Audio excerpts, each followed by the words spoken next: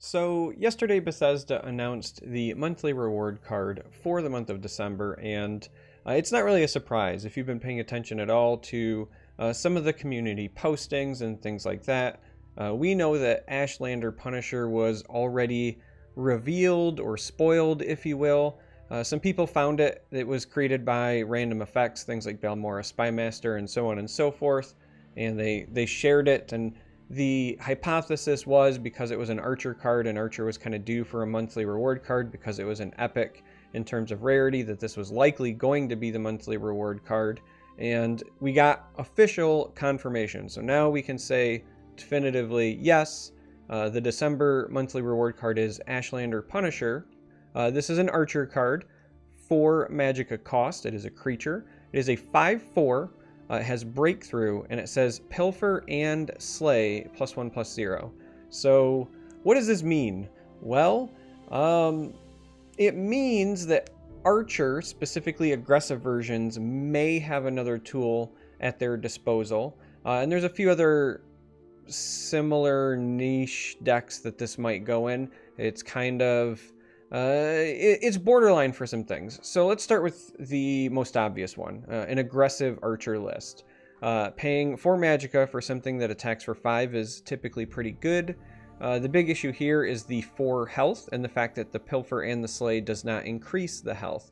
Now, in the past, usually you look at something that has 4 health and you say, okay, 4 health is a weak point because you in the past would always plan for Lightning Bolt because it's a staple in most control decks, and it is still floating around, but there are other reasons why 4 health is actually relevant, and it has a lot to do with 3 drops.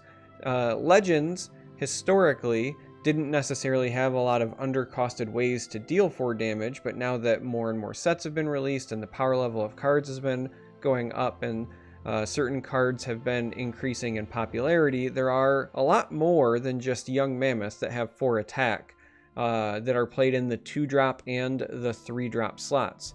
I mentioned the 2-drop slot because there's even things like Rift Thane and Ambusher that could potentially trade into this. So 4 health is a bit of a liability. 5 is typically your sweet spot because it's just much more difficult for something to do 5 damage as opposed to 4. That's why cards like Bleak Coast Troll and the Black Dragon are so important, because a 5/5 for 4 means you're likely gaining tempo, gaining Magicka value, right?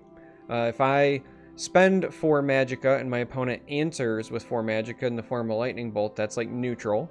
If I spend 4 Magicka but my opponent uses a 2 Magicka card or a 3 Magicka card to answer it, then I'm losing tempo if they can then pair that by playing something else, right? This is kind of like real just reductive basics that I'm saying, but it is something to keep in mind. So the 4 health is a bit of a liability, but 5 attack is good, and the thing that bolsters this in Archer specifically is just simply that Archer doesn't have a ton of other good 4 drops.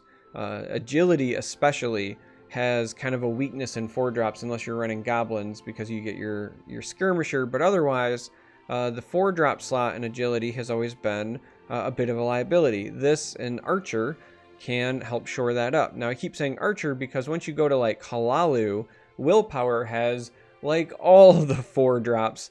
I mean, you could just pick any random 4 drop and it's probably amazing, right? Hive Defender is good, Cloud Rest Illusionist is good. There's a pretty big list there. Even, you know, the Wolf, right? The 4/4 that Pilfer and makes bodies is pretty good and arguably better than this because the Pilfer, I think, is stronger on the Wolf than it is on this.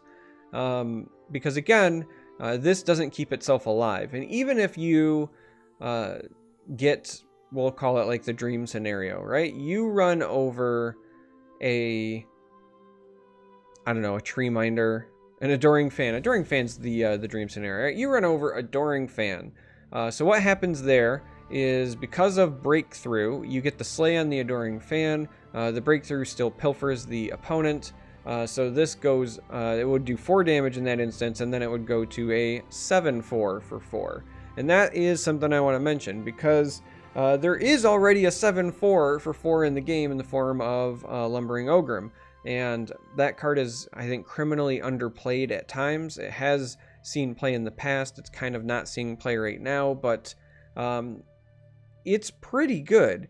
So really, this is like a conditional Ogrim, and then you have to ask yourself, like, is the upside of this better than Ogrim in some cases?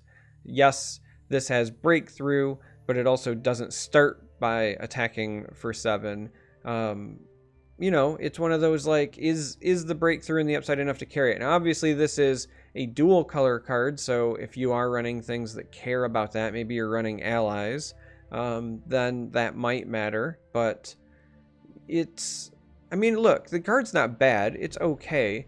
It just needs some help. It needs more Pilfer or Slay synergy to really go off. So now I want to start talking about the other parts of this card in the non-aggressive, non-immediately obvious uses. So if you wanted to run this in a Slay deck, the +1/+0 is honestly not enough to write home about. You're not really feeling good about playing Brotherhood Sanctuaries and then, you know, hitting with this. I mean, you'll take the free buffs, don't get me wrong, but this isn't the combo that you're getting really excited about, I would imagine. But this card, because it does have breakthrough and it costs 4, and that's a really important cost, it does pair nicely with Unstoppable Rage. Because when you get to exactly 12 Magicka, you could play this and Unstoppable Rage from hand, and if they have a bunch of small creatures, maybe they just played Conscription, for example, it could be a pretty big play. Now, in the past, however, most decks that were trying to do that instead would opt for Bog Lurcher and an improvised weapon. That is 3 cards instead of 2, but a lot more damage potential because you're going to have a 10-2 breakthrough creature as opposed to a 5-4. Could you run this in the same deck? Maybe, but then if you're playing this in a rage deck, this doesn't have a lot of defensive utility. There is no drain, there is no guard. This has a very aggressive or mid-rangey feel to it, but it just doesn't provide utility for those decks. Like, I would almost argue that even False Incarnate might be slightly better than this card because of the utility it has the potential to provide. This card just falls in a really weird spot, but it could see play in rage decks. If you just really don't want to wait for the 3-card combo, you don't want to run Bog Lurcher, you don't want to run improvised weapon, then this might be a new fit for you. Now, the last deck that I want to mention this potentially having a home is in a combo-oriented Halalu deck.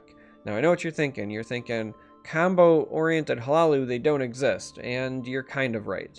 They're just not very good. But, in theory, Halalu actually has a lot of really interesting and fun tools that you can use to really meme it up, if you will. So, you take your standard Pilfer combo, right? So Master of Thieves and Thieves' Den, and then you cram it into Halalu, and then there's a bunch of strength cards that can take advantage of this, and I will explain, and then I'll talk about where Punisher fits in.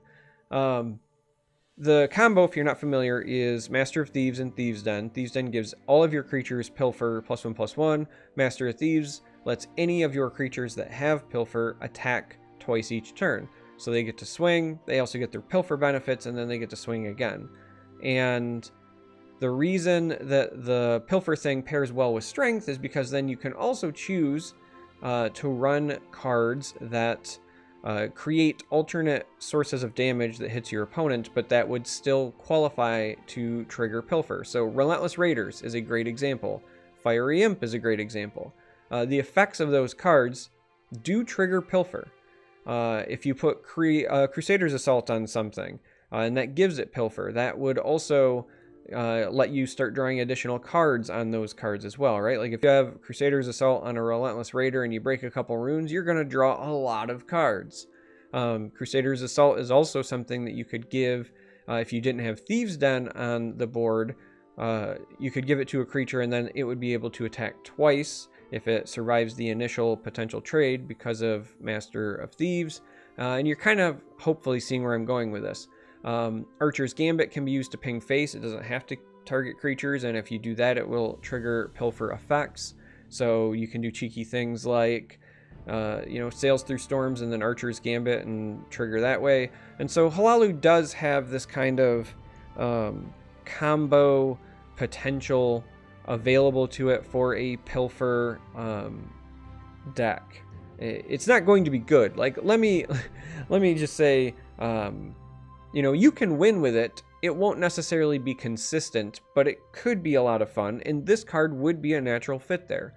It does have Pilfer already, so it's going to combo with your Master of Thieves, and with cards like Archer's Gambit or Crusader's Assault or whatever the case may be, you can do some other nifty things potentially with Punisher in there. This isn't going to be the linchpin that brings everything together in a deck like that, but it's serviceable. I would say it would belong in that kind of deck. So that is kind of it for Punisher. I really wish that I could be more excited for this card and honestly last month's card, because usually I like, even if I don't think they're going to be good, I like to try to get excited about monthly cards and at least think about what I could do to build around them. But the truth is, this isn't really a build around card. Like, this is just kind of a value card, right? Like, it's got stats and it's got keywords and it's got ability words, and that's it. Nothing super fancy, just like I do some things.